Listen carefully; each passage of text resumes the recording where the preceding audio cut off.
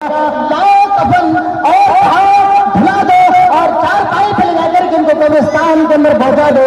وہ لوگوں تمہیں 10 منٹ کے اندر بھی اس گھر کے اندر رہنے کی اجازت نہیں ہوگی. 2 دن آپ کو گھر کے اندر رہنے کی پرمیشن نہیں ہوگی. یہ نہیں کہا گا تمہارا بیٹا کہ چلے یار میرا باپ تو بڑی محنت سے بنایا تھا, اپنے خون پسینے کی کمائی سے بنایا تھا, لاؤ 4-5 دن میرے باپ کو اس گھر کے اندر رہنے کی اجازت دو.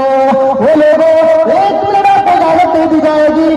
لائے گا کفن, پہنائے گا تمہیں, نہلانے کے بعد تمہیں تمہارے گھروں کے اندر تمہارے قبرستان کے اندر پہنچا دیا جائے گا.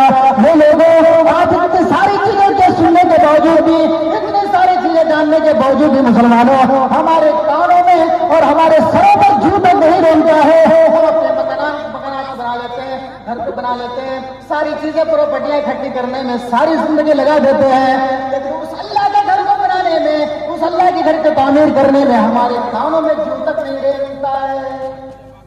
ابھی مولانا حسین سلفی صاحب آپ کے سامنے بول رہے تھے, آؤ بھائی آؤ بیٹا مانا, یہ سارے الفاظ بول بول کر کے آپ کو کہہ رہے تھے آؤ تو صحیح 10 روپے دے دو, 20 روپے دے دو, 100 روپے دے دو, 1000 روپے دے دو, 500 روپے دے دو.